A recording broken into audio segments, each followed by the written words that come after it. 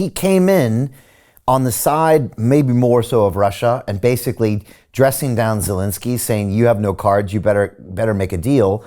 And it seemed to me that behind the scenes, when he got no modicum of cooperation from Putin, he turned 180 degrees to where now you said he's canceling meetings in Budapest and saying, they don't want to deal with us, and he putting sanctions on them. I mean, is part of that Putin not being willing to compromise whatsoever? Is it under Putin's control, or is it his generals? And then lastly, can he stay in control more if the war continues? Oh, Putin isn't going anywhere. You can throw the would-be criminologists out and forget them. Those people say, oh, well, he could be overthrown. They're out of their minds. He is very solid. He is in control. Don't kid yourself. If anything, the Russians would like him to be a lot tougher than he's been.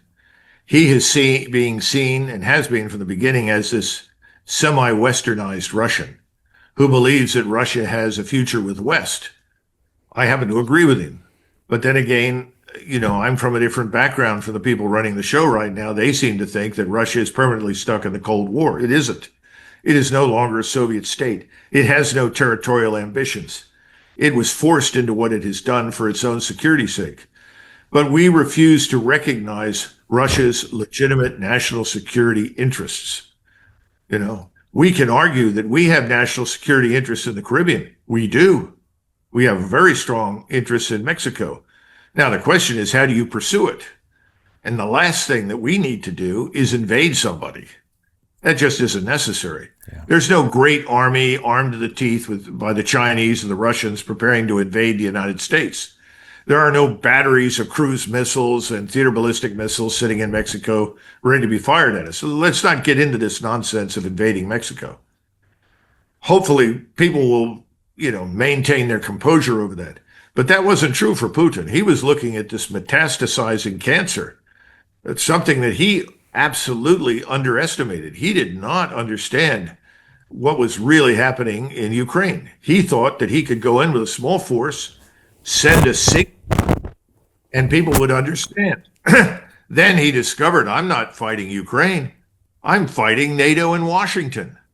And they want to kill us. They want to destroy us. So that, under those circumstances, what could he do? He stops at the beginning of the summer of 2022. The senior military leadership says, look, if we're going to do this, we need to do it right. We need to pause. We need to build up our forces. And then we need to orchestrate this thing very carefully to achieve the aims and goals that you've set.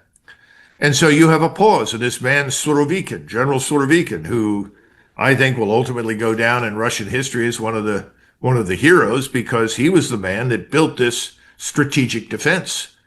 And then NATO generals, utilizing vast quantities of Ukrainian manpower, threw hundreds of thousands of lives away month after month after month trying to penetrate this strategic defense. Now, we don't want to go into detail about why and how that happened, but you would have thought somebody would have wakened up and say, wait a minute, we're up against something very different. This is a new way of war. It didn't happen. And so now we're looking at about close to 1.8 million Ukrainian soldiers dead. And we're still talking about sending weapons. Who's going to use them? Now Macron wants to send the French Foreign Legion, 2,000 men. I don't see that doing anything. But the bottom line is that if I were a Ukrainian, I'd get rid of Zelensky. And I think there are probably large numbers of surviving Ukrainian soldiers that would like to do that, because this has no point anymore. This has no purpose. And we got to get off this train that says, well, you invaded Crimea. Well, the Russians controlled Crimea from 1776 onward. And the enemy they defeated was one of the greatest enemies in the world. It was the Golden Horde, the Tartar Khanate that had plagued Russia for hundreds of years and stolen women and children as slaves. I mean, that nobody knows any of this in the West. And here's the worst part. Nobody cares. And so we blunder and say, well, we have to have a ceasefire. Why would you grant a ceasefire so that your friend Zelensky can try to piece things back together and inflict more damage on Russia? Impossible. Now, does Trump understand this? I thought he did.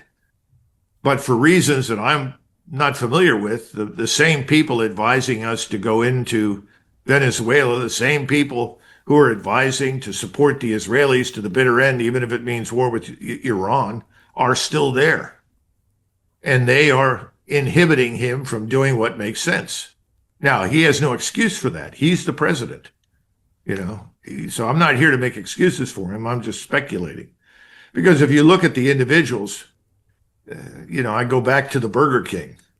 They're not qualified to run a Burger King. They're not qualified to advise on brain surgery. And I don't think they know what the hell they're doing at the top of the country, because our position inside the United States is fragile. We need to fix it. That's where our focus needs to be. What we really need more than anything else is peace. Hey, I know investing in crypto is scary.